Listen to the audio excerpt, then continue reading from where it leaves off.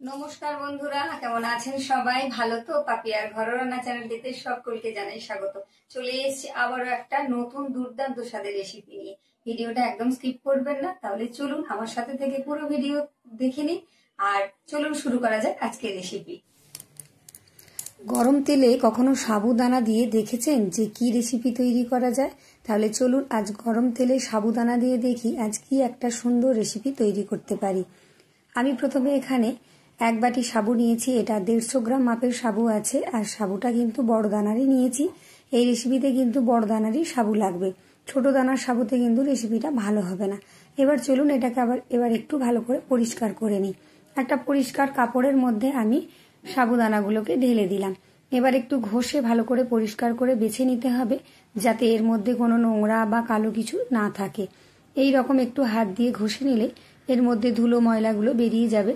যেহেতু এই সাবুদানাগুলো ধোবো না ধুয়েই রান্নাটা করব, সেই জন্যই সাবুদানাগুলোকে একটু সুন্দর করে পরিষ্কার করে নিলাম। দেখুন নোংরা কিন্তু একদমই নেই, একদম পরিষ্কার। নিয়ে নিয়েছি একটা বাটিতে। এবার চলুন আমি কড়াই বসিয়ে তেল দিয়ে দিচ্ছি। সাদা তেলের পরিমাণটা একটু বেশি দিতে হবে, একটু বেশি লাগবে তেল। একটু বেশি তেল দিলেই তবে রেসিপিটা ভালো হবে। এটা ঠিক রেসিপি না, এটা সন্ধ্যের স্ন্যাক্স বলতে পারেন আপনারা। ভীষণ সুন্দর লাগবে সন্ধ্যেবেলায় কিন্তু, বা সকালে চায়ের সাথে বা কফির সাথে কিন্তু জমে যাবে যদি এইরকম একটা সাবুদানা দিয়ে সুন্দর রেসিপি তৈরি করে রাখতে পারেন। এখানে আমি প্রায় 300-350 গ্রাম ওজনের সাদা তেল দিয়ে নিয়েছি। তেলটা বেশ সুন্দর করে গরম করে নেব, অর্থাৎ হাই হিটে তেলটাকে গরম করে নেব। এবার এই তেলটা ভালোভাবে গরম হয়ে গেলে এর মধ্যে আমি কিছুটা বাদাম নিয়েছি, বাদাম ভেজে নেব। চীনা বাদাম নিয়েছি, এটা আপনারা এখানে ভাজা বাদামও ব্যবহার করতে পারেন। বাদাম বাড়িতে না ভেজে ভাজা বাদাম এনেও ব্যবহার করতে পারেন, তবে আমি এখানে বাদামটা ভেজে নিচ্ছি তেলের মধ্যে। এবার কিন্তু তেলের আঁচ যেটা, গ্যাসের আঁচ যেটা, সেটা কিন্তু আমি কমিয়ে নিয়েছি। মানে তেলটাকে ভালোভাবে গরম করে আঁচটাকে, গ্যাসের ফ্লেমটাকে কমিয়ে নিয়েছি। এবার বাদামটাকে খুব ভালোভাবে ভেজে নেব। একটু লাল লাল করে সময় ধরে নিয়ে কিন্তু বাদামটা ভেজে নিতে হবে। বাদামটা এখানে দেখুন ভাজা হয়ে গেছে, খুব ভালোভাবে কিন্তু বাদামটা ভাজা হয়ে গেছে। এবার আমি তুলে নিচ্ছি বাদামটাকে। আমার ভিডিও যারা ইউটিউব থেকে দেখছেন তারা একটা লাইক দিয়ে দেখা শুরু করবেন, আর যারা ফেসবুক থেকে দেখছেন তারা একটা লাইক দিয়ে পেজটি ফলো করে রাখবেন। আর যারা আমার ভিডিও প্রথমবার দেখছেন তারা চ্যানেলটি সাবস্ক্রাইব করে রাখবেন, আর পাশে থাকা বেল আইকনটি প্রেস করে অল করে রাখবেন। আর কেমন লাগলো রেসিপিটা পুরোটা দেখে তারপর আমাকে একটা কমেন্ট করে যাবেন, আর বন্ধু বান্ধবদের মধ্যে শেয়ার করে দেবেন। তেলটাকে আবারও একদম কষকষে গরম করে নিয়েছি, আর গ্যাসটাকে কিন্তু একদম বাড়িয়ে রেখেছি, একদমই কিন্তু কমাবেন না গ্যাস। এবার দেখুন অল্প অল্প করে আমি সাবুদানা দিয়ে দিলাম।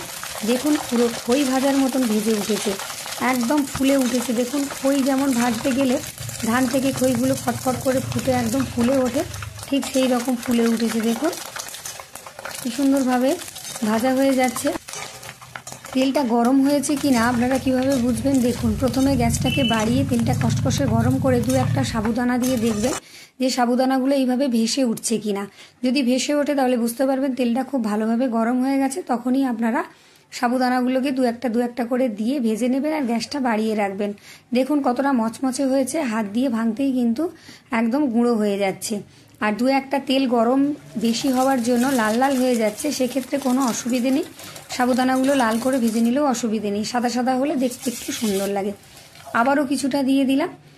এভাবে আমি সমস্ত সাবুদানাগুলোকে অল্প অল্প করে দিয়ে ভেজে নিয়েছি। এবার কয়েকটা কারি পাতা আমি ভালো করে ধুয়ে আগে থেকে পরিষ্কার করে রেখেছিলাম, আর গ্যাসটাকে কিন্তু একদম বন্ধ করে দিয়েছি, কারণ কারি পাতা গরম তেলের মধ্যে দিলে কিন্তু ভীষণ ফুটতে শুরু করে। এটাকে কিন্তু আপনারা খুব সাবধানে ভেজে নেবেন। তেলটাকে একদমই গ্যাস বন্ধ করে হালকা ঠান্ডা করে কারি পাতাগুলো আমি এখানে নেড়ে চেড়ে ভেজে নিচ্ছি। কারি পাতা ভাজার সময় কিন্তু সাবধানে না ভাজলে তেল ফুটে কিন্তু গায়ে আসতে পারে, সেক্ষেত্রে কিন্তু আপনারা একটু খেয়াল রাখবেন। এখানে কারি পাতাগুলো আমার ভাজা হয়ে গেছে। এবার একটা কাচের বোলের মধ্যে আমি ভেজে রাখা সাবুদানাগুলো ঢেলে নিচ্ছি, আর এটাকে কিন্তু হালকা ঠান্ডা করে নিয়েছি। আপনারাও এভাবে ঠান্ডা করে নেবেন, আর দেখবেন কি মজাদার রেসিপিটা তৈরি হয়, এত সুন্দর লাগবে। সন্ধেবেলায় চা কফির সাথে কিন্তু ছোট বড় সবার ভীষণ ভালো লাগবে। বোলের মধ্যে আমি ঢেলে নিয়েছি। এবার এর মধ্যে আমি দিয়ে দিলাম ভেজে রাখা বাদামগুলো, বাদাম ভাজাগুলো দিয়ে দিলাম। এবার দিয়ে দেব আমি কারি পাতাগুলো ডাঁটি থেকে আমি তুলে নিচ্ছি, পাতাগুলোকে ছাড়িয়ে নিচ্ছি এক এক করে। কারি পাতা দিয়ে কিন্তু চানাচুর খেতে যেমন সুন্দর লাগে সেই রকমই চানাচুরের মতন এই সাবুদানা এইভাবে ভেজে কারি পাতা বাদাম ভাজা দিয়ে আমার মতন তৈরি করে নেবেন। আর এটাকে কিন্তু সংরক্ষণ করেও রাখা যায়। এটা কত সুন্দর লাগবে খেতে, একবার বানিয়ে না দেখলে কিন্তু বুঝতে পারবেন না। ছোট বড় সকলের ভীষণ ভালো লাগবে, এইভাবে করে নেবেন।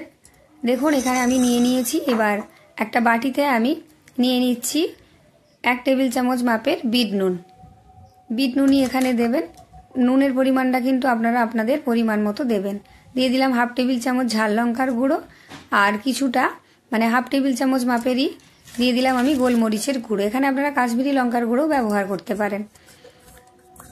লঙ্কার গুঁড়ো, বিট নুন আর চাট মশলা দিয়ে দিয়েছি আমি, আর গোলমরিচের গুঁড়ো দিয়ে দিলাম আমি 1 টেবিল চামচ মাপে। চাট মশলাও এর মধ্যে দিয়ে দিলাম, দিয়ে সব কিছুকে খুব ভালোভাবে মিশিয়ে দিলাম। লঙ্কার গুঁড়ো, বিট নুন, চাট মশলার গুঁড়ো আর গোলমরিচের গুঁড়ো, এই 4টে জিনিস আমি একসাথে খুব ভালোভাবে মিশিয়ে নিচ্ছি। এটা খেতে কিন্তু ভীষণ সুন্দর লাগবে। এবার নিশ্চয়ই আপনারা বুঝে গেছেন যে আমি কি তৈরি করতে যাচ্ছি। তৈরি প্রায় আমার হয়েই গেছে। এবার সব কিছুকে কিন্তু আমি হাতের সাহায্যে ভালো করে একটু মেখে নেব। কতটা ভালো লাগবে দেখুন। এইভাবে যদি আপনারা বানিয়ে বাড়িতে রেখে দেন, বাড়িতে কোনো অতিথি আসলে কিন্তু এইভাবে আপনারা সন্ধেবেলা চায়ের সাথে বা কফির সাথে দিতে পারেন, বা নিজেরাও খেতে পারেন, বা বাচ্চাদেরকেও দিতে পারেন। এটা ভীষণ সুন্দর লাগবে। তবে একটা কথা বলে রাখি, সাবুদানাগুলো কিন্তু খাবার সময় সামান্য একটু দাঁতে আটকে যেতে পারে, সেক্ষেত্রে কোনো অসুবিধে হবে না। স্বাদ কিন্তু দুর্দান্ত লাগবে। যেটা হয় সেটাই আমি আপনাদের বললাম, এখানে ঠকার কোনো ব্যাপার নয়। অনেকেই রেসিপি বানিয়ে দেয়, তারপর নিজেরা বানাতে গেলে একটু ঠকে যেতে হয়। এখানে কিন্তু আমি বলেই রাখছি, সাবুদানাটা খাওয়ার সময় একটু সামান্য দাঁতে আটকাতে পারে, কিন্তু খেতে ভীষণই সুন্দর হবে, একদম মুচমুচে। আমি দেখিয়ে দিচ্ছি, দেখুন কতটা মুচমুচে হবে। হাত দিয়ে কিন্তু সব কিছুকে সুন্দরভাবে আমি মাখিয়ে নিয়েছি। বুঝতে পারছেন কতটা স্পাইসি হয়েছে, একদম চটপটা একটা সন্ধ্যের স্ন্যাক্স। সন্ধ্যেবেলার আড্ডা কিন্তু জমে যাবে বন্ধু বান্ধবদের সাথে। চায়ের সাথে যদি এই রকম একটা সুন্দর স্ন্যাক্স নিয়ে আপনারা বসেন, একদমই কিন্তু তৈরি হয়ে গেছে। এবার হাত দিয়ে আমি ভেঙে দেখাচ্ছি যে কতটা মুচমুচে হয়েছে, আর খেতে কতটা সুন্দর হবে সেটা কিন্তু আপনারা নিজেরা বানিয়ে বাড়িতে খেয়ে দেখবেন।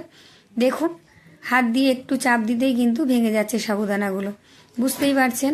আর তেলটাকে কিন্তু খুব গরম করে তবে সাবুদানাগুলো ভাজবেন, না হলে তেল টেনে নেবে, সেক্ষেত্রে সাবুদানাগুলো হয়তো ভালো ভাজা নাও হতে পারে। দেখলেন কতটা গুঁড়ো হয়ে যাচ্ছে, একদম মুচমুচে একটা সুন্দর সন্ধ্যের টিফিন বা স্ন্যাক্স বলতে পারেন এইভাবে। তাহলে চলুন দেখা হচ্ছে আবার একটা নতুন দুর্দান্ত স্বাদের ভিডিও নিয়ে। ততক্ষণের জন্য সকলকে টাটা, অসংখ্য ধন্যবাদ। যারা এতক্ষণ আমার ভিডিওটা দেখলেন, টাটা বন্ধুরা। এটা সংরক্ষণ করে অনেক দিন খেতে পারেন বাড়িতে।